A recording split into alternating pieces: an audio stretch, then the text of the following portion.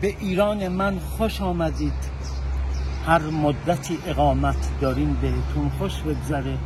سلام من و ملت بزرگمو به ملت بزرگ ترکیه که کشور دوممه برسونید.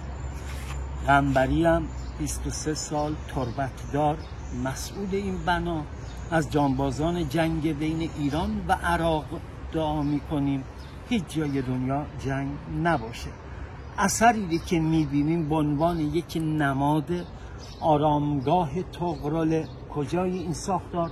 ما سند مکتوب نداریم. طغرل کی بوده؟ مؤسس سلسله سلجوقیان. فرهنگ مشترکی بین ما و شما 1000 سال پیش ساخته شده. مواد ساخت این بنا ساروج و لاشه سنگ گفته میشه. به جز این 3 کاربری داره که مهم، شاخص و ارتباط داره به بزرگی این دو ملت. بفرمایید. برو من این کارو خراب.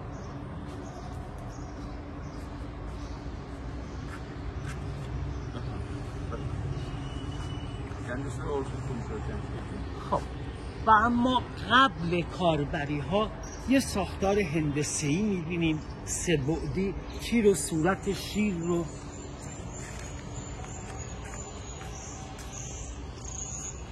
Türbelerle beraber geçiyoruz. اینجا وایستید، سرتون رو بالا بگیرید. در ورود دهان شیر، خطی که داریم مثلث‌های قرینه دندون شیر، اونی که فکر میکنیم ریخته شده دماغ شیر. برید بالای بالا، 2 چشم و ابرو. Aslan o dişleri diyor. O ağzı diyor. O burnu, o da 2 gözü. و اما کاربری ها که یادشگی این به پایین رو بگیریم. میخوام برم مرکز بنا. 3 کاربری داره که مهمه. گروهی اومدید داخل بنا، نیم دائره وای نیستن. کسی که توضیحات رو میده مرکز بنا. ببینیم چه اتفاقی میفته. به نام حضرت دوست، هرچه هست و نیست از آن روز و دگر هیچ. پژواک رو داره به ما میده، اکو میکنه. کسی الان پروی پژه ها باشه همه این توضیحات رو میشنوه.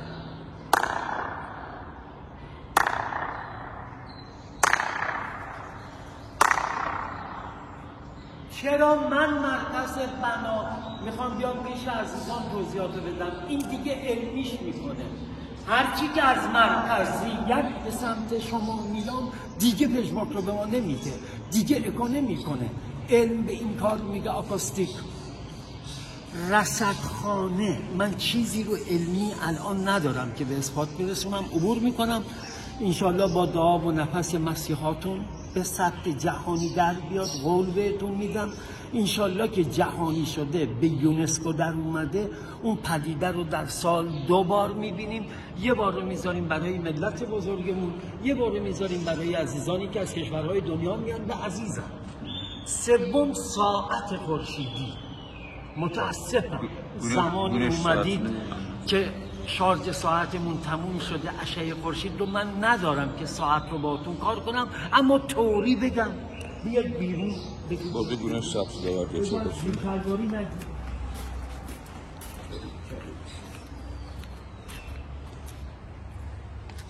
یکی از کاربری های شاخص و بی‌نظیر این بنا شاید تو کره خاکی ساعت خورشیدیه که الان متاسفانه خورشید رو من ندارم که علمی باهاتون کار کنم، اما تئوری بگم.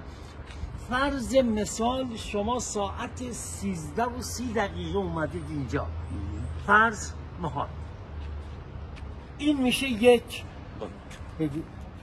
این میشه 1 2 3 24 گردا گرد عین عقربه ساعت. دمیدن خورشید شرق مشرق. گفتیم فرض شما خورشید هست اومدید ساعت 13:30. من و شما 13 ستون رو مقابل نور خورشید علمی و مکتوب میبینیم. این میشه عقربه کوچیکه. هر خش 10 دقیقه. 10 20 30 40 50 60. شما کی اومدید؟ فرض 13 و 30 دقیقه 10 20 30. این چیه؟ این نور خورشیده که برش اتفاق میفته. میشه چی؟ عقرب بزرگه. با گذشت زمان و گردش زمین به دور خورشید 40 50 60 کامل کنه. چی کامل کنه؟ نور آفتاب. چند تا دیده بودیم؟ 13. ساعت چند بود؟ 13 14 اتفاق میفته. بی‌نظیره. عالیه. بستگی داره به بلندای فصول. تابستون ها زمان بیشتری رو به ما میده، زمستون ها به کوتاهی زمان کمتری. بیایید این دررم بگم، فقط یه جوری بگیری که زیر شلواری ورزش در مربوط به دوره قاجار قاجار درست مرمت شده. 200 سال قدمتش. دستگیر جدیده. در رو که باز کنیم 48 تا پله میبینیم، نه گرداگرد بنا. بین ضلع 23 و 4 داخل این هشتیه یه نفر با 2 متر قد مارپیچ برای رفتن به بالا. اون 2 تا سوراخ چیه؟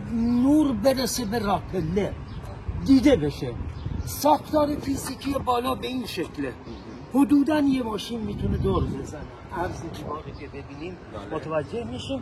آب برف و بارون از 2 طرف ناودون سنگی که زده بیرون میریزه پایین. آره.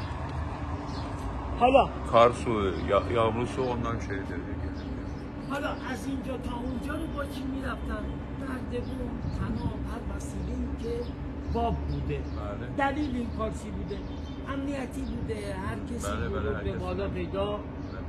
خب ما یه نکمه میگم، یه اینو مهمه. ما مرمتی رو داشتیم.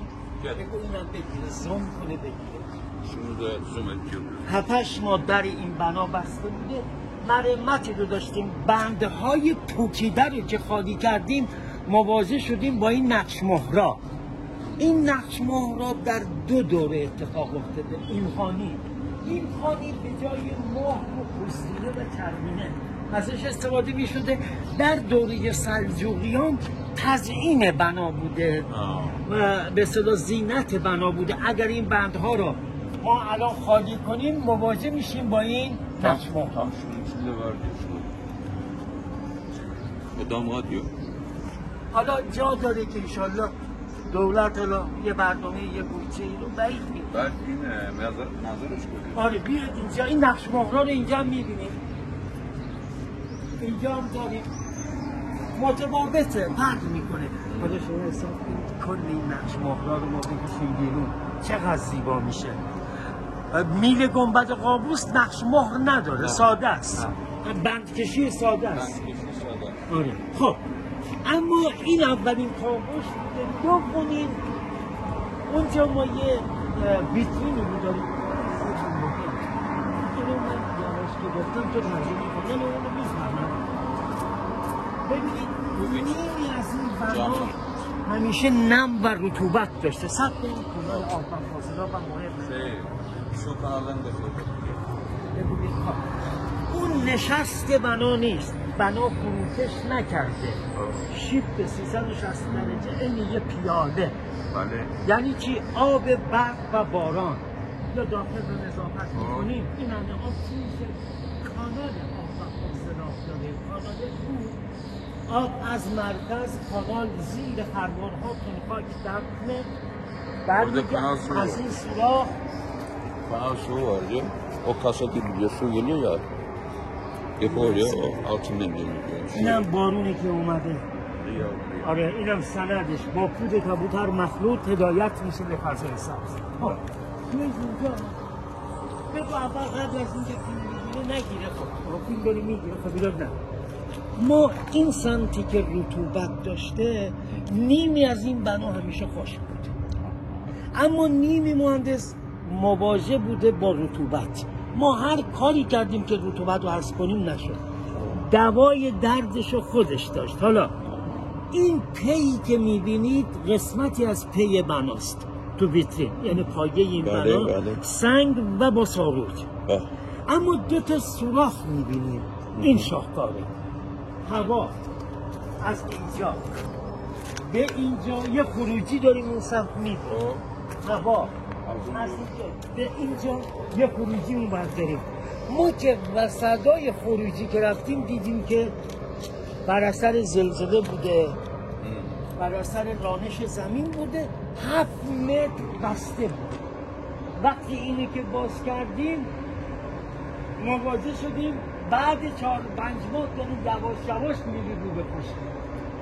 خدا بهترین هدیه رو به من این عیدیه داده. حالا بیا تو ببینید این کاری.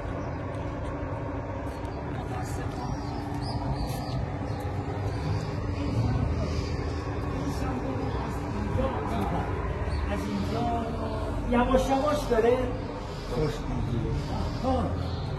این کبوترخانه است؟ نه، پژواکی که ما داریم، من اینی نگفتم. حالا بذارید علمی بشه. وقتی که به مرکزیت میرسیم پژواک قشنگه. بگو صداش چجوریه؟ خوبه؟ بگو تو که کلام بخونه، اگر تو پیچ نمیذاره بگو صداش قشنگ. Kendisi için de bir şey söyle ortada. Bak pejvakına bak.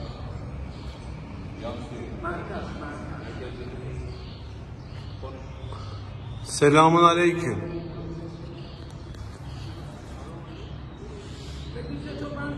Selçuklu Devleti'nin izini arıyoruz. Yok Ozariş verir.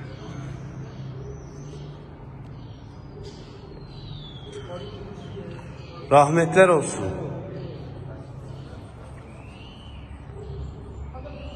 Tam ortasındayız. Sesimizi ölçtürüyor.